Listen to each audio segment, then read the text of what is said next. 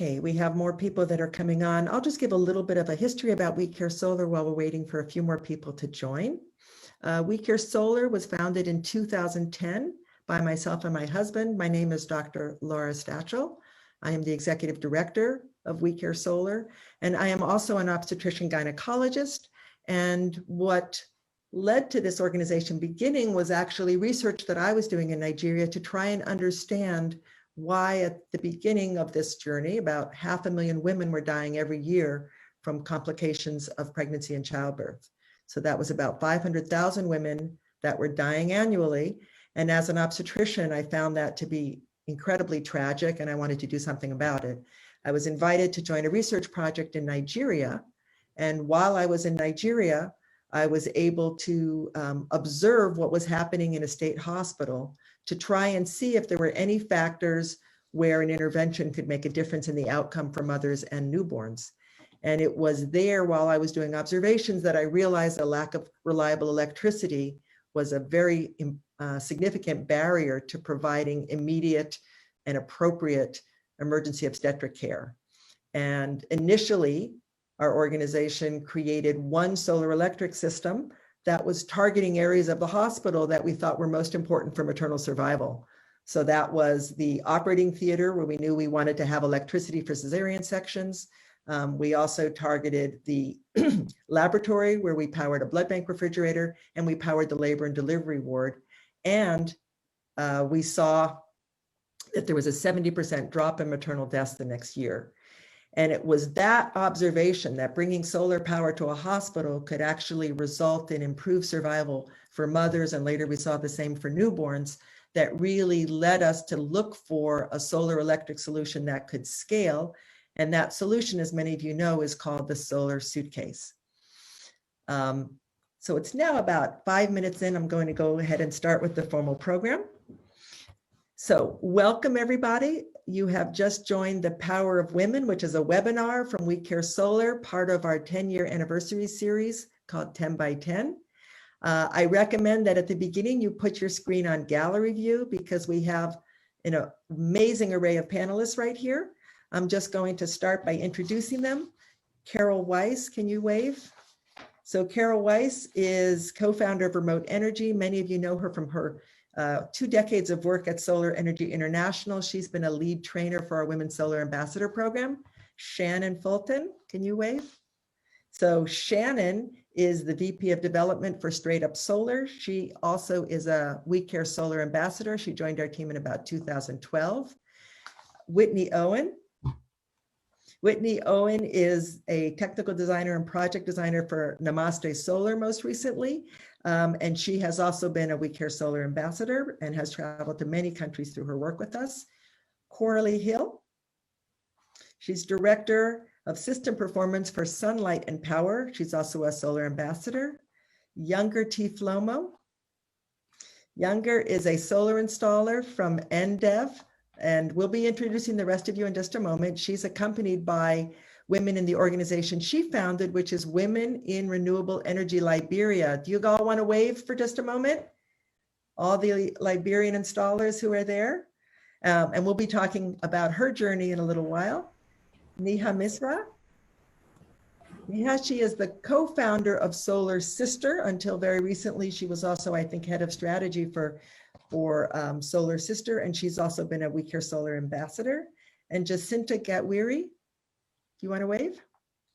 So Jacinta is a solar installer. She's an engineer herself, and she is part of a group in Kenya called Women in Sustainable Energy and Entrepreneurship.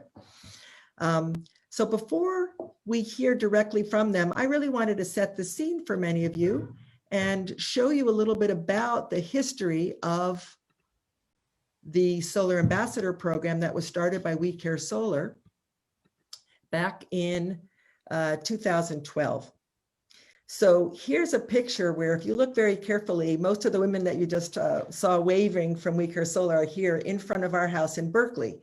I told you that we started an organization to bring solar electricity to maternal health facilities. What I didn't tell you is that at the very beginning, the only people that were coming with me to Africa to do the installations were men. there were no women installers that I could find at the beginning. And there were times that I would actually enter a delivery room and someone might be in labor and nobody wanted a man to come into the room. I can remember one time in Nigeria where there were literally 5 deliveries that occurred before men were allowed to come into the room. So one issue was just the issue of access. We didn't want to, break any norms by having men coming in when women were delivering, but it made it very difficult to do installations. The second was the issue of education. We were trying to teach people, most of whom were women health providers. We were trying to teach people how to use our equipment and how to understand solar electricity, and they found it very intimidating.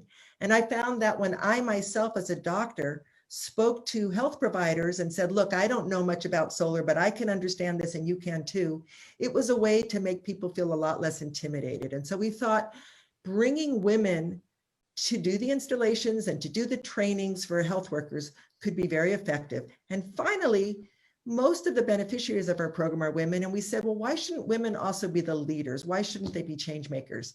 And Carol Weiss, who's on this call, was working at Solar Energy International at the time. And we took a hike along with Lori Stone and Laura Walter from Solar Energy International. And we began to fantasize, what would it be like to have a group of women solar installers that would actually lead our programs and lead our training programs. And so that's what resulted in this training, where we actually started out with, I think it was a 6-week online training from SEI, followed by in-person training for a week. And I'm just going to show you some pictures from that training, where we actually taught people about solar energy. We also taught people about maternal health care, and we really provided a hands-on experience. We taught people how to use some of the digital multimeters and other types of tools that were important in the field. And you can see a number of the people who are on this call are pictured here. And then we actually had people open up and sort of look at the guts of the solar suitcase. And then we said, well, we really want to try and teach you what it would be like to be in a clinic or be on a roof. And so this is what my backyard looked like in those days. We actually built roofing structures at different levels to kind of graduate people from a sort of low set roof to higher roof. And you'll see finally the roof of our garage. And this structure on the left was our pretend clinic.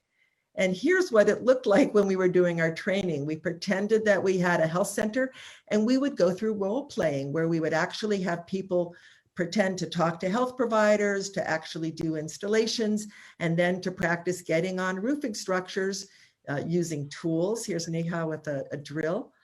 And then we would actually have them even get onto roofs. And so we tried to do sort of a facsimile of what it would be like going into the field before they actually did get to go in the field. And here's the first cohort of 2012 solar ambassadors at the end of their training, getting off to go in the world. And then the next step was actually sending them out to the field.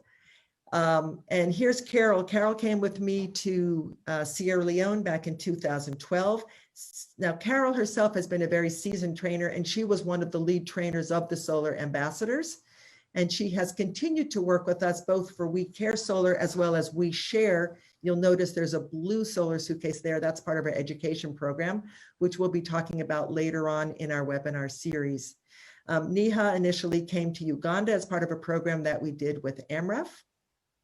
And here's Neha teaching in Uganda. Whitney has been to a number of countries. This is Whitney in the Philippines. She's also been to Eritrea, Sierra Leone, Nepal, and Mozambique, pictured here. And when the solar ambassadors are going into the field, here's Coralie. They're not only doing installations, they're actually this is really more of a train the trainer program. And so here you see Coralie teaching. These are now district health technicians in Malawi. She's teaching them how to do solar installations. And that involves both the classroom training as well as practical training. Here's a graduation. And you can actually see in this one, this was an island we went to, where Coralie is literally, we took a boat just to get to this island and then had about a kilometer walk, just to let you know that these are very much last mile health centers that we're addressing. And here's the graduation from that program in Malawi. And this is Shannon. Shannon, I don't know right now if this might be Tanzania, but Shannon was also with me in Nepal. She's been to Uganda, Ethiopia, Eritrea, Zimbabwe. This was us in Nepal. We then had a reunion of our solar installers. That was an advanced training we did in 2015. And so the women on this call were mostly from that advanced training. Now, the way that we met some of the other women on this call, we did a training in Liberia back in 2014 or 15 that was specifically to try and increase women's participation in the sector. And here's a couple pictures from that. And at that time, younger T. Flomo, who's kind of the shy looking person holding a piece of paper down by her thighs, she had been working as an office assistant at an energy company called NDEV, and we had invited them to come, but we said, you must bring a woman. And so they grabbed her and brought her to the training, and that was her first exposure to solar electric training. But you can say she got the hang of it, and she'll be telling her story in a little while, because now that is what she does. And she has a really fantastic story. And then Jacinta will also be telling the story of how she always wanted to be involved in energy. Even when she was a little girl, she loved looking at the energy transmission lines. She then became an engineer, and she now works with a group called Women in Sustainable Energy and Entrepreneurship in Kenya. So that is our little bit of an introduction. And without further ado, I'm going to now move to start with our questions. So I'm going to start with this question. And I don't know, I'm going to go back to gallery view right now. Can somebody make sure that, Leslie, that your camera is hidden, because for some reason your name just showed up as a big square when I was going to start asking questions. So I want to start by asking Jacinta. Wave, Jacinta, so everybody sees who to look at. Okay, Jacinta, can you tell us, why is it important for women to be leaders in the clean energy revolution? Why should women be involved in this? Okay, thank you, Laura. I say that it is really important for women to be in the energy sector, since actually they are the drivers or the main consumers of energy in cooking and many other areas in the homestead.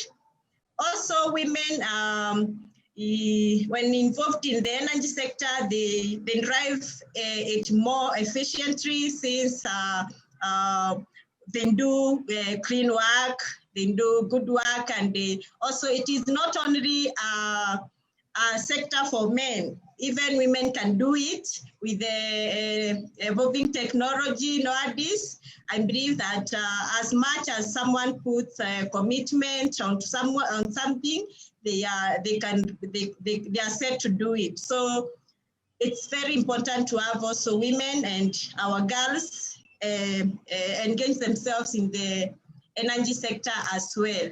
Thank you.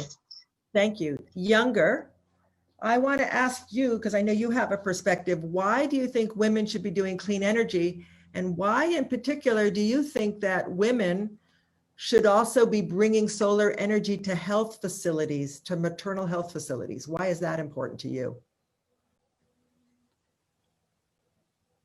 Okay, it is important for women to be in the energy sector, because women being there is useful, because they are the end users, as Jessica said. And it is important for women to carry energy to the health sector, because number one, women are comfortable when they see their friend women serving them in a hospital. And women carrying like that bring them joy, it bring them peace and comfort, because number one, when women doing the installation and the delivery going on there, they will feel fine. They will be free and be able to relate to the midwife that working with them. But men being in the delivery room will not help them. They will be like shy, they don't want to share, they don't want to say anything to the midwife, because they feel that it's another person husband in the building or within the delivery room.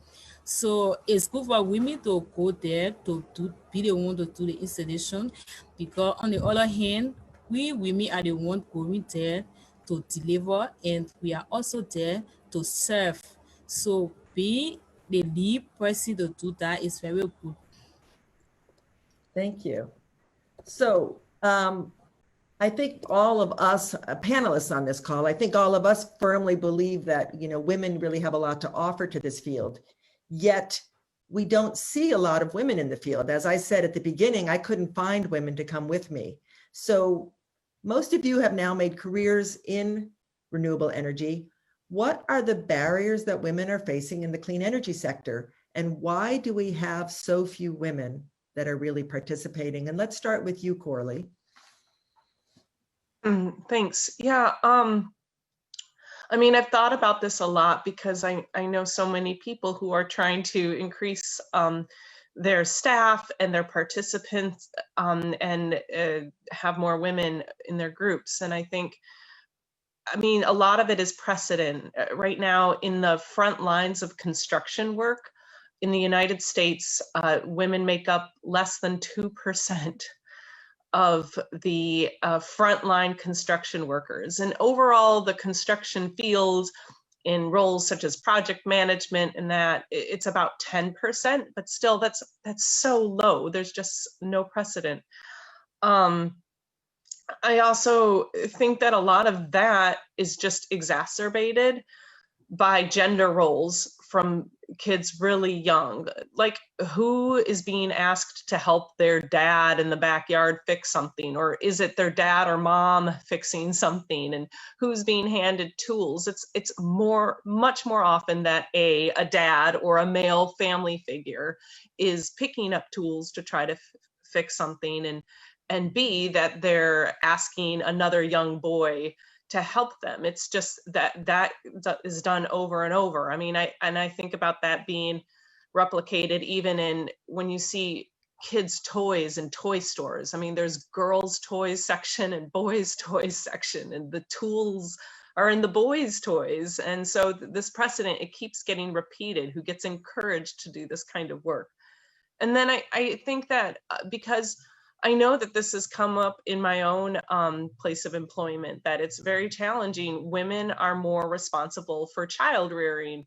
So the hours and commitments and energy that are needed to do the construction work, women are doing more child care. And there's not a lot of child care options that will extend for the hours that women needed, or having that ability to have childcare alongside the long, hard hours of construction work is a challenge.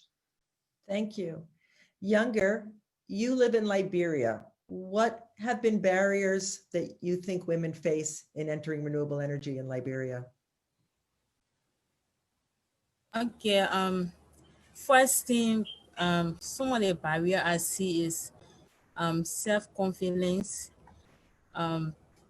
The women feel that STEM career is only for male, so they feel that when they go for it, it will not let be successful. And another thing, the mindset, we feel that we're not supposed to climb up the roof, only men responsible to do that. So with that, a lot of women don't want to go for it. And another thing is that when it comes to doing installation, women are very clear in that they are very diligent when it comes to doing those work. They are perfect in doing things, but then we are not waiting to go for it because we feel that it's not for us.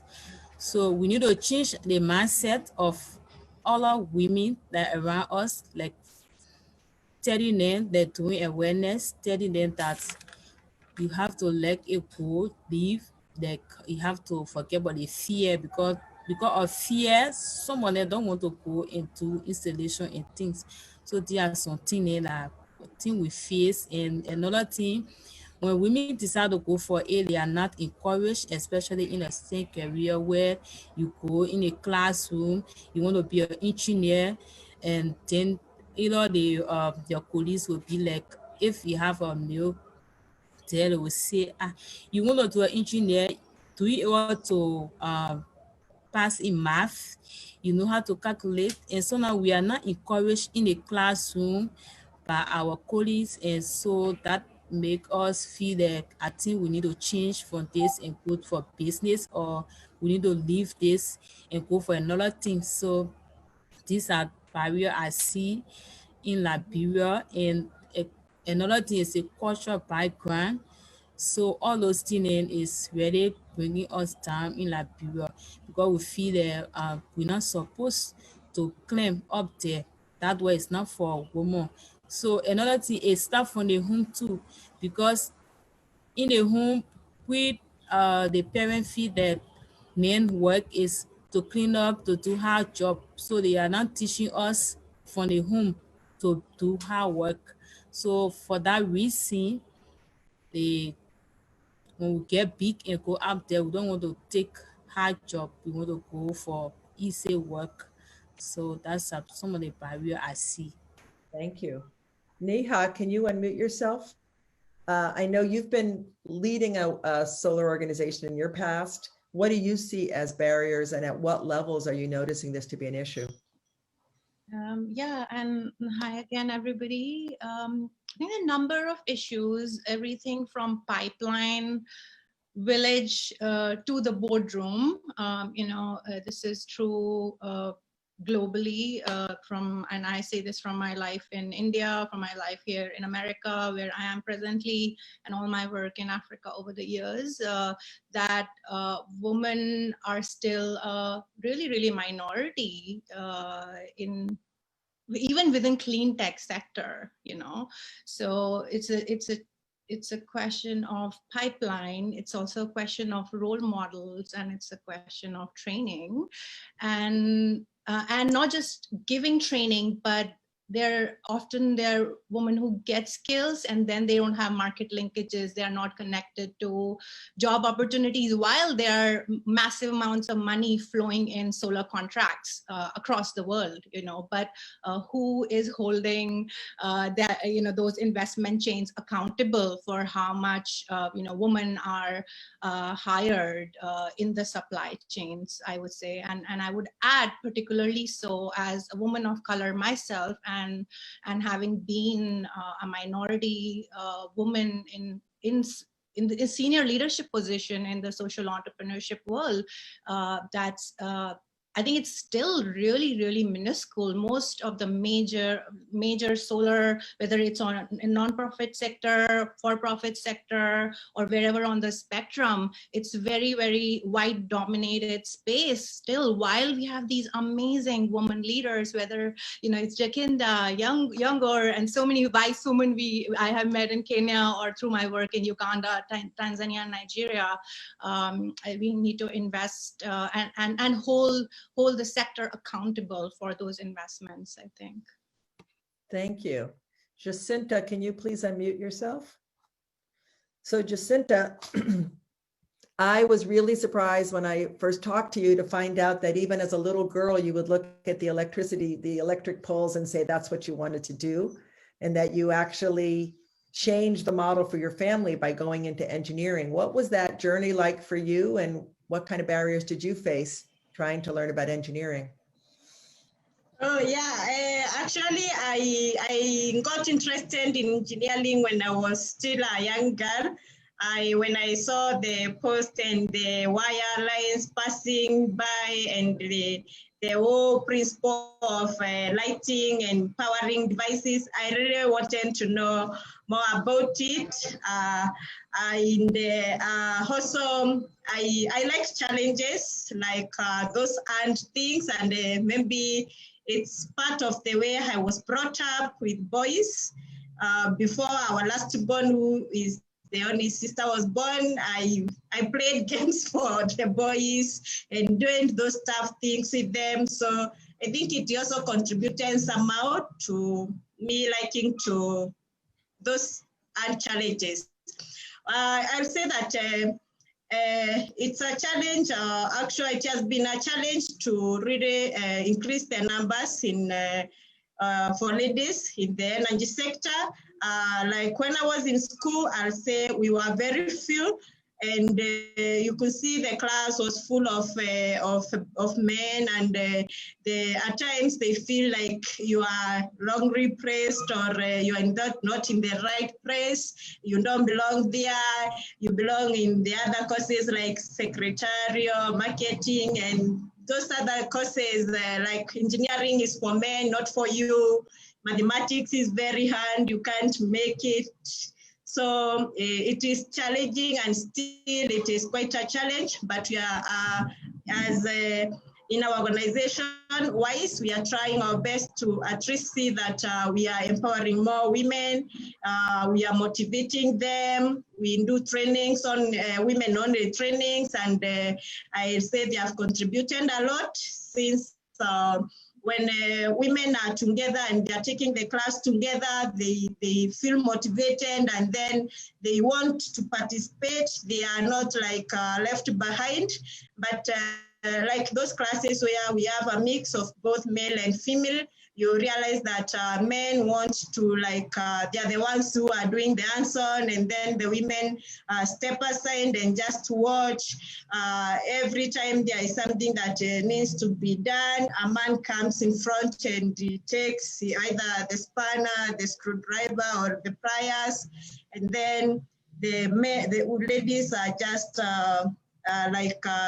stand by. So when it is only a women-only class, everyone says that if this other lady can do it, I can as well do it.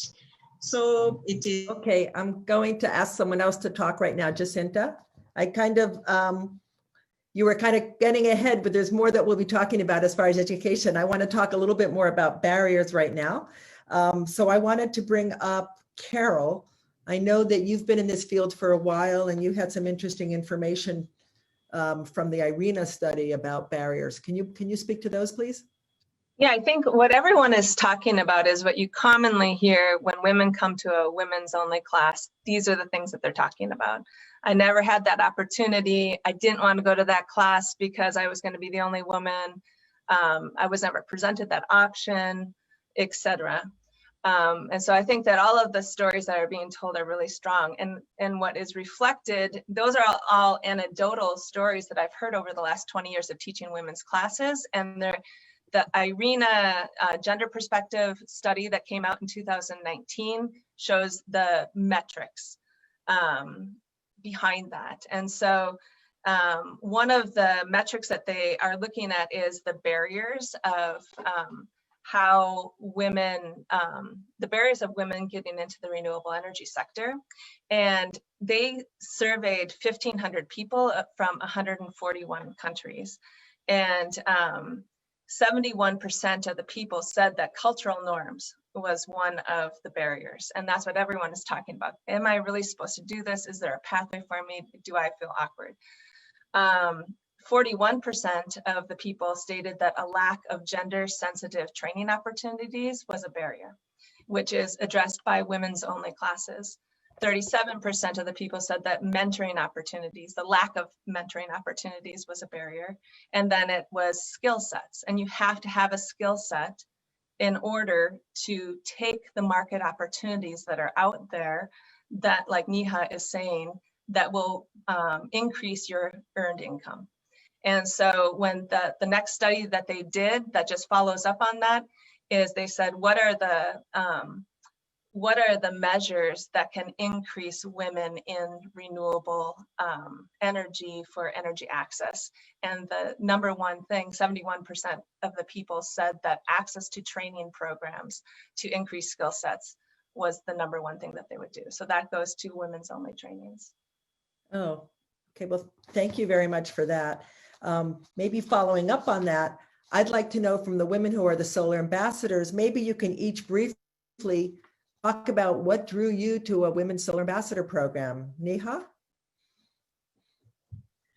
So number one, and this kind of threading of my own path has come over the years, because yes, I care for women, I care for, climate, I care for climate justice, but at really, really heart of it, I care for justice. And I think there's such deep inequity embedded in the way light and everything it represents as a metaphor and literally the way it is distributed in the world, right? And I felt that both, you know, in my life growing up in India and working in Sundarban Islands, which is one of the most climate vulnerable part of the planet.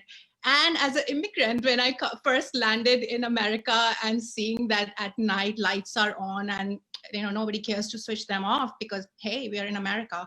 So I think at heart of it, it is for me about rebalancing this deep fundamental inequity in the world, which is tied to everything else I care about: peace, health, you know, climate. So, and I feel we have to ensure everybody has access to light, not just as a metaphor, but everything that it represents in terms of access and opportunity.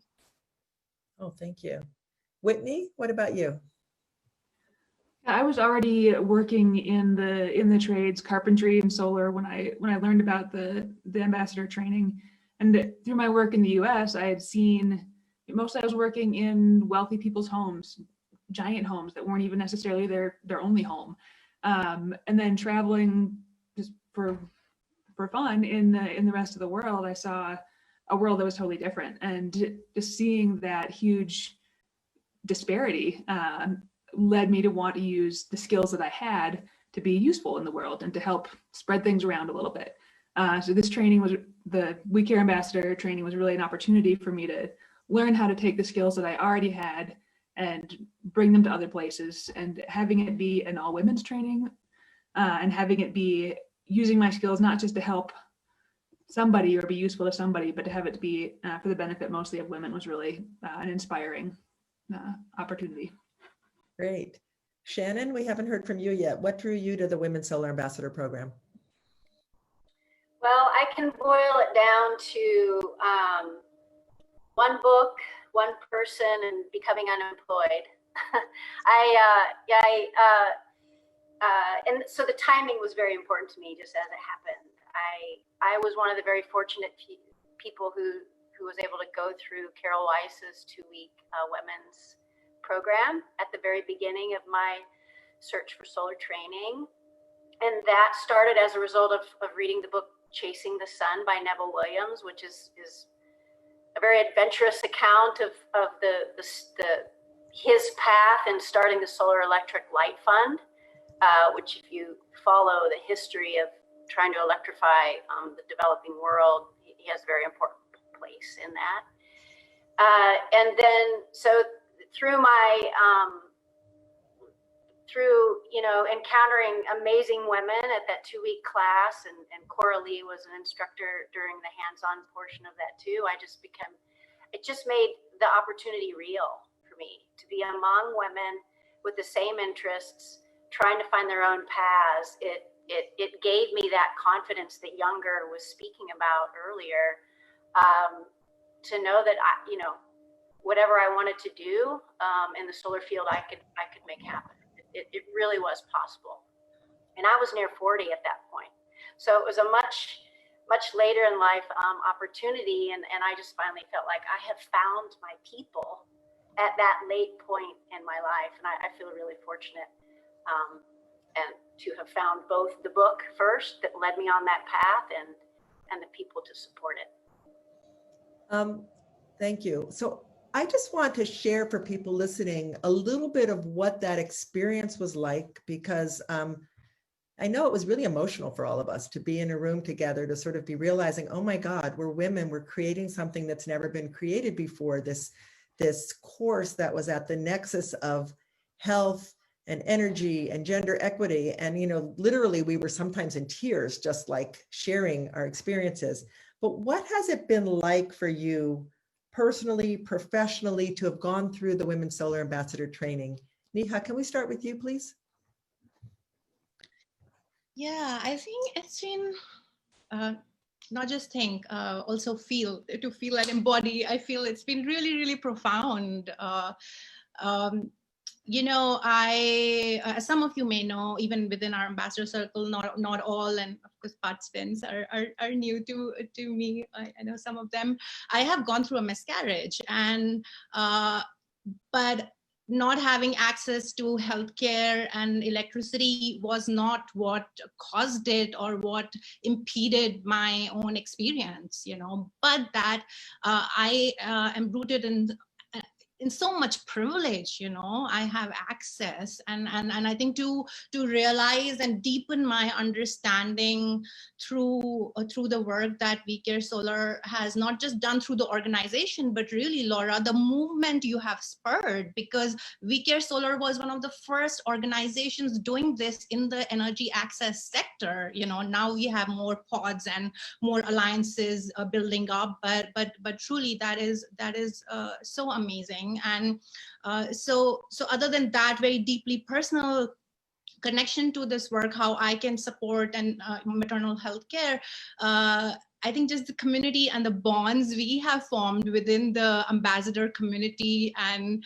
having having connections with and knowing these amazing women who are so savvy. And even though I have a degree in physics and economics, but I am a woman of privilege, and I have not been hands-on the way I grew up in. I grew up in Delhi with equal opportunities in my life. I have a brother, but still not very hands-on. So one of my most proudest ripple effects from my We Care Solar Ambassador program is that I fixed my bathroom when it broke down, because I was like, oh, I'm a We Care Solar ambassador. I can fix this, instead of just like sitting and fretting over it or just being helpless till the plumber shows up. So I think having that agency within my life and connections, and really to use the privilege and to continue to do so, it's been priceless. Thank you.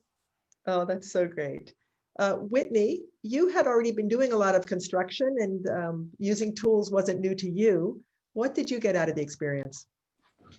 Being a part of the initial We Care training, a big group of women with a variety of experience, people who worked in the trades, people who didn't, people who had minimal experience with tools. It's always really a powerful experience to be in a women's only group of any sort, and especially a women's only educational setting. When women are all that's around, women are just so much more willing to share with each other and explain and listen, and we sort of innately tend to understand better, I think, that everybody has something to learn, everybody has something to teach, and it's always a really collaborative experience to be with women only. Thank you. And in both the training and in my experiences abroad, I feel like it has done some things to change me and make me a better person. And I feel like that educational setting, and particularly teaching people in other countries, especially where language is a barrier, where it always has been everywhere that I've traveled, I think it's made me better at understanding that everybody has something to learn, everybody has something to teach, and better at explaining things to everybody. It's really been a powerful experience for me. Thank you. Coralie, you're another one that already was in the solar field. So what was the Women's Solar Ambassador experience like for you? How did that open your eyes? Well, much like Whitney touched on, I mean, it was a total pleasure to be in a room with all women, teaching and learning. I mean, I had been in the trades for a while at that point, but I still was learning things from individuals and connecting like that. I mean, what a treat it was. I mean, I'm never in environments like that for my work right now, just never, ever. And then getting to go abroad, I went to Malawi twice, and the sort of the cultural exchange that I had there, getting to really closely connect and relate to people that had just absolutely different upbringings, access to resources, perspectives than I did, but really getting to connect with them and have great discussions and outlooks into their livelihoods, and get to put that in perspective with my own place in the world, my own privilege, my own access, it was eye-opening and really life-changing, I would say. Thank you. Carol, you had been doing solar energy education for a long time, and you had certainly been doing trainings, I know, in Haiti and giant hospitals, and now we asked you to train a group of women on a little tiny solar electric box. What was that experience like for you, Carol? I think that was probably the biggest thing that that changed my perspective, is that I had always been training on really large systems and starting at that level. And when I went with you to Sierra Leone and realized, because when I first saw the solar suitcase, I thought, oh, that's a cute and quaint little solution, to be frank. And but when I went to Sierra Leone, I realized like how much this changed the lives of these very rural maternal clinics. And so it really changed my perspective. And traveling with you, a healthcare provider, and watching you being best at your game at, you know, doing what you do with the pregnant women that were coming in. And then I was up on the roof and I was like, okay, I feel more comfortable up here instead of where you are. It was really an interesting aha moment for me. And then what we did in bringing it to the Solar Ambassadors program is that we really could think of it through the healthcare lens by having you in the room and talking about these are all the problems that we're seeing, and then we could come up with a solar solution that worked. But I echo everything that everyone has said about the special part of a women's training. That's always a highlight when I get to train in a women's training. Shannon, I still remember you sitting in my living room and really just expressing a lot of emotions that were coming out. What did the We Care Solar Ambassador program mean to you? Yes, it certainly was life-changing. I think that best sums it up for me. And again, the timing was real for me. I was really trying to figure out what was my next path. My daughter was leaving for college, and I had never been in the presence of women like you all. And, you know, coming from little central Illinois, it was, even going to California was kind of a big deal for the training, right? And then layer all of the other incredible opportunities that have expanded my cultural awareness that I really deliberately try to share with other people, because I think just having that little bit of awareness of how people live across the world and their core beliefs just match up so perfectly with ours, just having that awareness and realization can mean so much to people. I think we need a lot more of that in this day. So it certainly was life-changing. It made me a more capable mother, a more capable model for other women and girls that I encountered here through my work and everyday life. And you know, it really eliminated a lot of fears and second guessing that I had, you know, that I think would have otherwise held me back from doing the things I wanted to do. It just expanded my comfort zone, and that enables so much in a person. Thank you so much. Younger. When I met you, it was when we were doing the UN women's training in Liberia. And as I mentioned at the beginning, at the time you were an office assistant for NDEV, which is an renewable energy company in Liberia. And they literally pulled you because they needed a woman to be able to enter the course. I wasn't allowing your organization to join unless they brought a woman. And I remember you as a very little quiet mouse at that point. You looked a little bewildered. Can you tell us about your experience coming to a women's training, seeing materials and videos that were all about African women doing installations? What was that like for you? Okay, my first time attending the training, I was like shy. I didn't know what was going on. And I saw a lot of women in the house, and I saw Laura and other people training. So, and the first day I didn't say anything, and then I was just looking. So when they showed a video of women on the roof doing installation and thing. So it was my very first time. So I was like, what? Can women do this?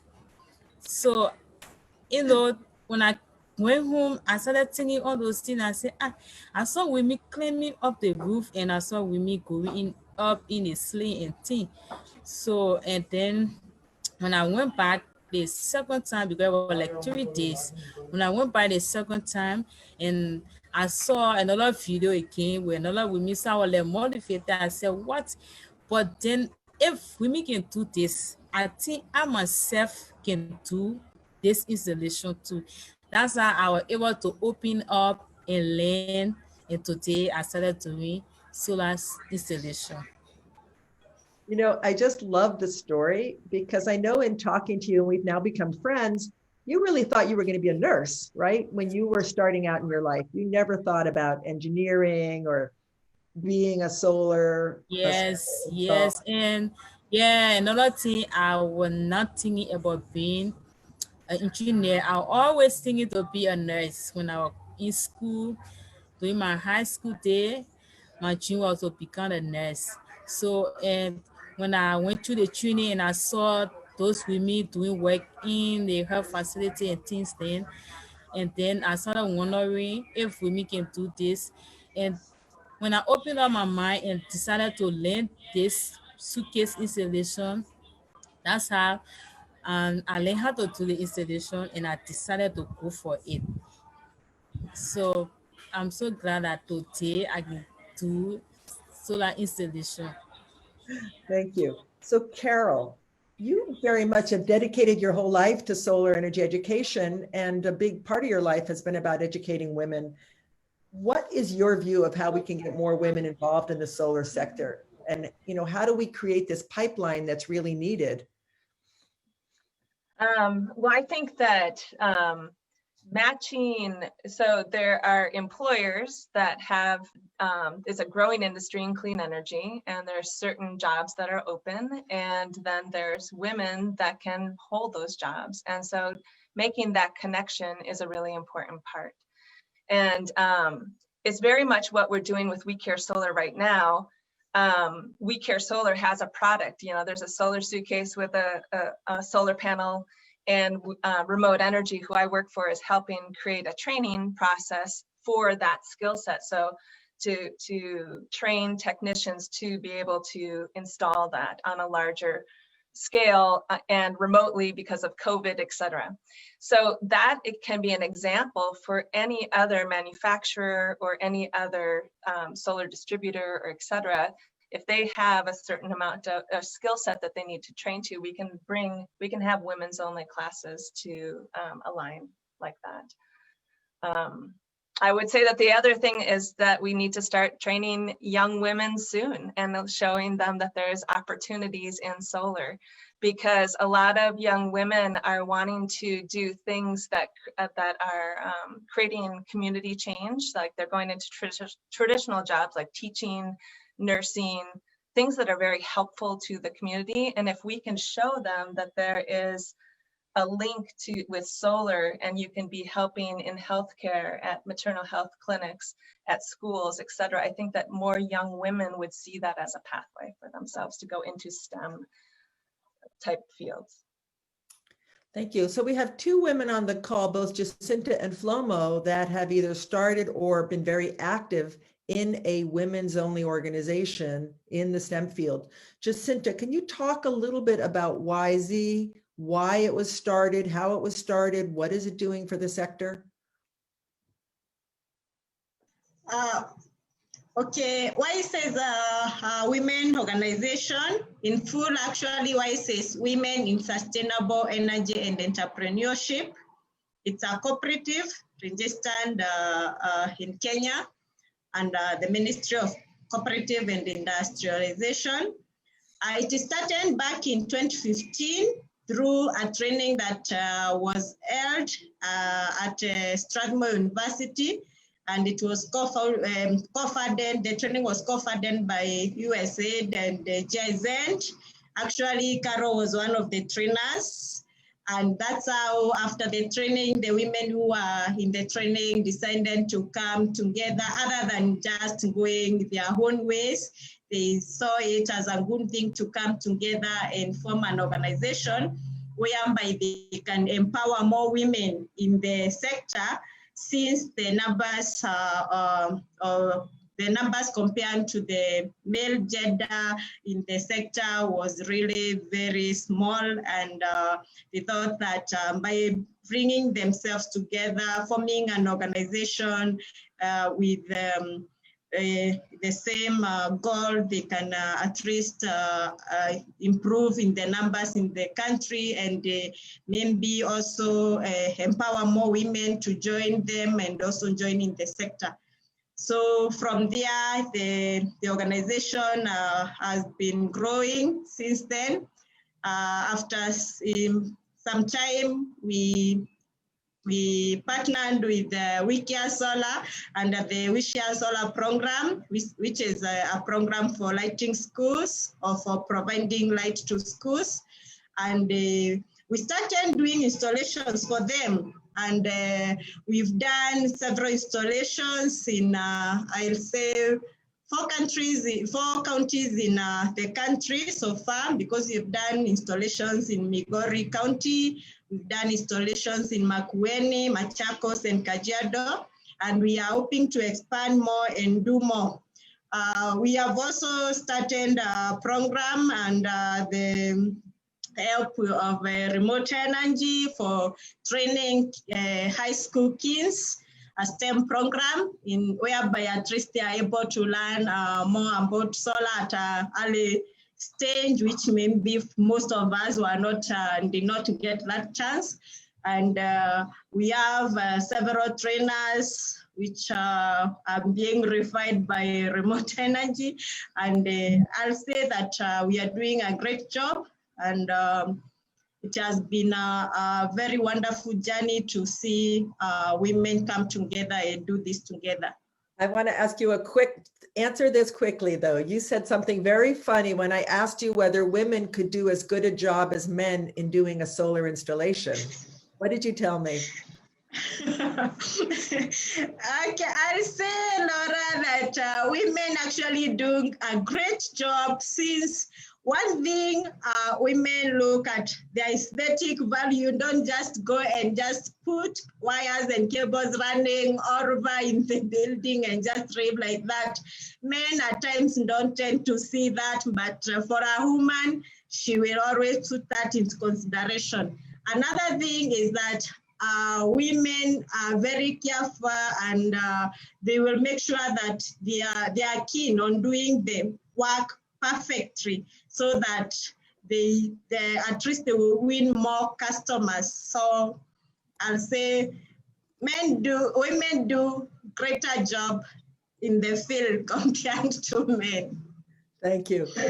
Younger, do you still have your colleagues with you, or are you alone right now? You'll have to unmute. Yes, they are here. Okay, so get them behind you. I want you to tell me, why did you start Women in Renewable Energy Liberia? You were this little mouse, and I feel like you've turned into a lioness. So tell us about Women in Renewable Energy and what you are trying to do as a group. Okay, so after the training, and when I started doing the WeCare solar installation, later on, NF Liberia were able to train few women to join me in the installation.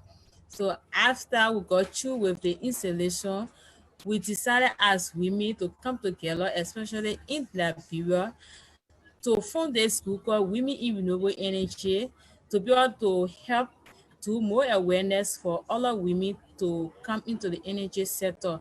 So right now we are very new. We don't have no panel except WeCare Solar that we were for before. So only WeCare now that we were for before. So we are here. We are into like doing the awareness. We also into e-learning. So maybe some of my women can just say 1 or 2 things about wire. Anybody get something to say?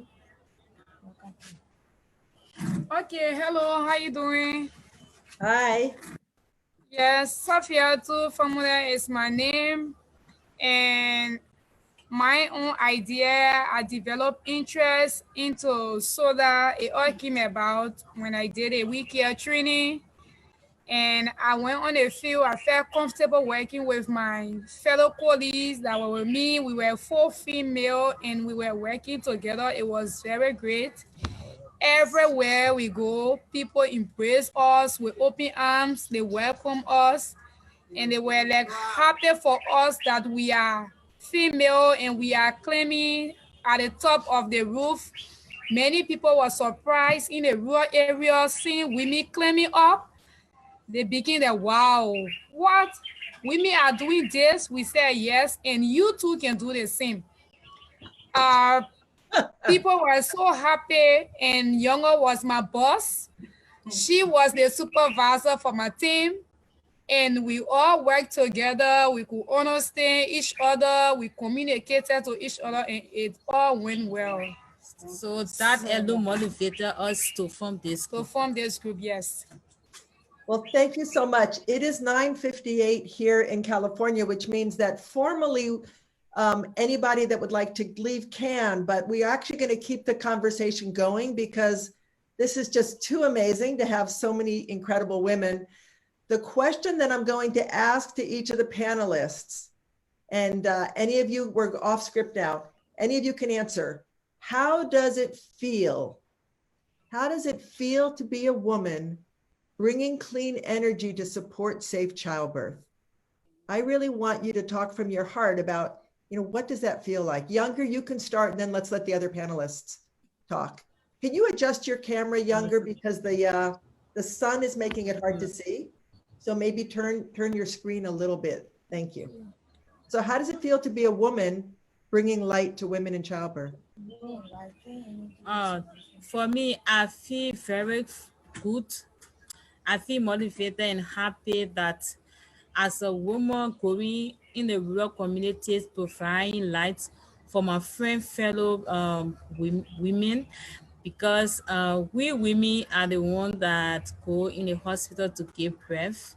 So carrying light in the hospital is like a motivation to me. It make me feel good, and when we carry the light there, the appreciation from other women that in the hospital may us like we want to do more.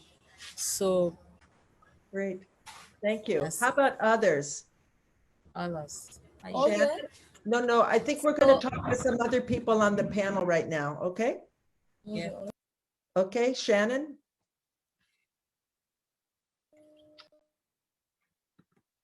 Sorry, I just muted you by accident. Unmute yourself again. Sure. Yeah, so of course I second many of the things that Younger said.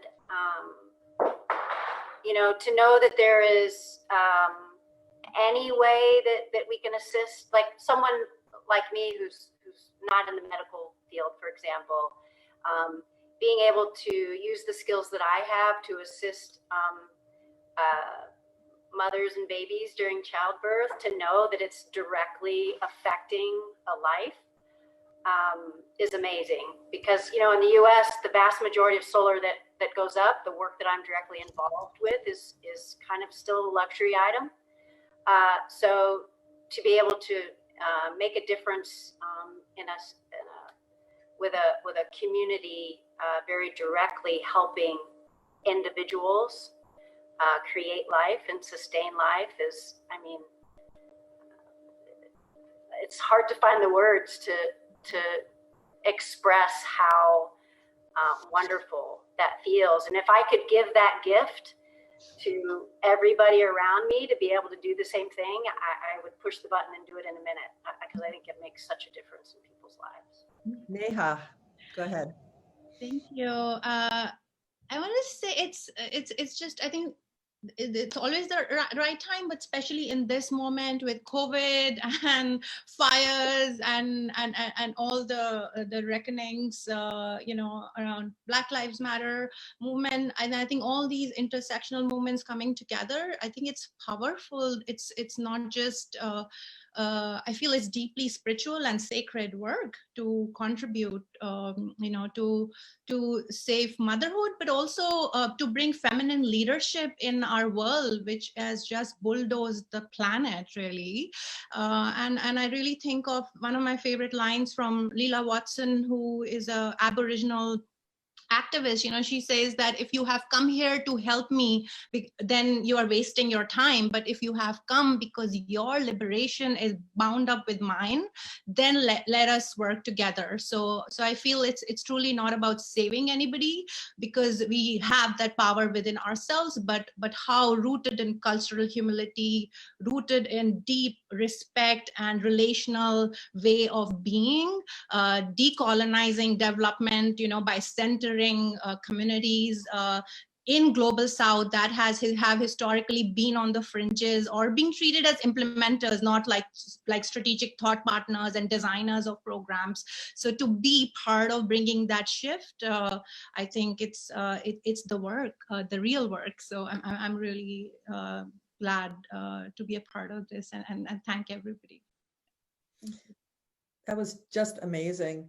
You know, we had a question earlier from someone in the audience about how do we ensure that women's voices and other people, local voices, are the dominant voices when we talk about decision-making and about investments in the delivery of life-saving solutions. And one of the things that I really loved hearing today was how our education programs plant seeds. Like, we had no idea when we did the UN Women training that Younger was going to start an entire organization that was going to be women's solar installers. And I think that we keep seeing things like that, that when you just expose women to opportunities, give them the tools, let them know they can do it, break cultural norms, you don't know the limits. I mean, people are capable of so much more than they might envision for themselves. So I ask all of us, is there a way? I mean, we know that women can do it. That's evidenced by all of you. How do we get from being the doers to the decision makers? How do we get to become the ones that are making an impact on the kind of investments that are being made? Any ideas on that front from any of you?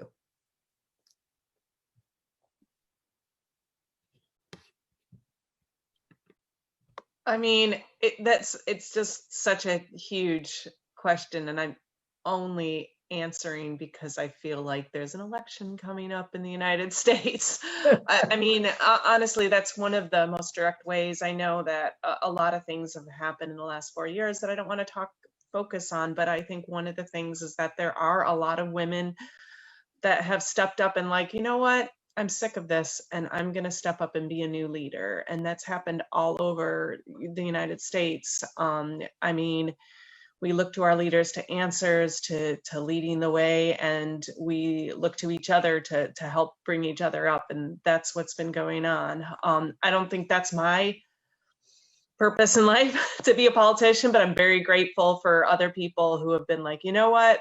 I need to step up because people like me need to be heard more. Thank you. Anyone? Laura, could I say something there? I was just going to ask you. And I'm not going to give like the big picture of how we can change everything to make everything great, but I do want to point out something that you said, that when given the chance, Younger stood up and did something. And in almost every women's class that I've taught, the organization that happens, I mean, we're kind of creating the vehicle for people to get together and meet their peers and start discussing things around clean energy. But, for, Jacinta's group in WISE, that first class that I did in Kenya, the first women's class, the first day, the women presented to me and said, could we have some time to present ourselves on day 2? And I was like, absolutely. And I was so excited that night to find out what they were going to present the next day. And they stood up, they had done their homework, they knew how many women had solar licenses in Kenya. And it was like 4 out of 250. And they said, we want to change this number. We like what has happened in one day of being together. We don't want this to end after this class. We want to continue this. So I want to see a raise of hands as to who will join with and try to bring more women to the next class. And that power of getting women together to talk about clean energy and to see their peers in the same room, I can't say enough about it. Mm-hmm. It's a lot of times it's the first time that women, they've gone through an engineering program, but they were the only woman in that engineering program. Mm-hmm. Or they work at a department, I was doing a lot of train the trainers. So they work at a department of engineering, but they're the only woman in that department. So they suddenly see 20 other women and they go, oh, the power of us all working together, we could change this. And so I think that, just giving that opportunity to women will rise up and work together. Thank you so much. I think we're going to bring this to a close. We've gone over our time a little bit. There have been a couple of questions I do want to address. One was about how We Care Solar is going to scale. I want to remind you that we have an entire series of webinars. There's going to be one exactly on scale up, which will be happening, I think it's in November. Please check our website. In the chat, we've put the 10 by 10 page link there so you can look at all of the sessions. I will also say that when we started in 2012, we sort of imagined every year we'd have a new cohort of women solar ambassadors. We didn't know people were going to stay for 8 years plus doing this program. So we actually have not brought in a lot of new people because we've had such amazing ambassadors, many of whom had taken classes in the past at SEI. They're alumni, they've continued with us. But we also realized that really the way of the future is that we want to have a whole cohort of women solar ambassadors based in Africa for African installations. So that is our next step in terms of scale up. If there are any funders on the call, the only rate limiting step right now is literally getting money for this. And I hope that we have really provided evidence of the incredible power of training women, of giving women a chance to share their voices, to support each other, to teach and to learn, and to really be role models for all of us going forward. I have learned so much from each of you. I am so thankful for all the lessons, the things you're sharing. I'm so proud of you. I'm so glad we're on this journey together, and we will be continuing this journey. Thank you for being an amazing panel. I want to thank everybody, clap for everybody. Please write to us at We Care Solar if you have more questions, info@wecaresolar.org, or my name, Laura, at wecaresolar.org. Next week, our webinar is going to be on research. It's called The Power of Research, and it will be an examination of why does a nonprofit do research? What are we trying to learn? How does it affect our own programs? How does it affect policymakers? What are the challenges of trying to do research in some of those very remote health centers, like the ones you saw in the slides that can take an hour to even walk to after a boat ride, after a Jeep ride? How do we even do it? So join us next week if you'd like to learn about research. Thanks to all the panelists. I'm going to be ending this session now, and appreciate everyone having been here. Thank you. We'll also have a copy of this available on Facebook Live. And what else would I tell you? And we'll be sending out a recording of this video to those of you who signed up right now. Thank you again. Bye-bye. Thank you. Bye.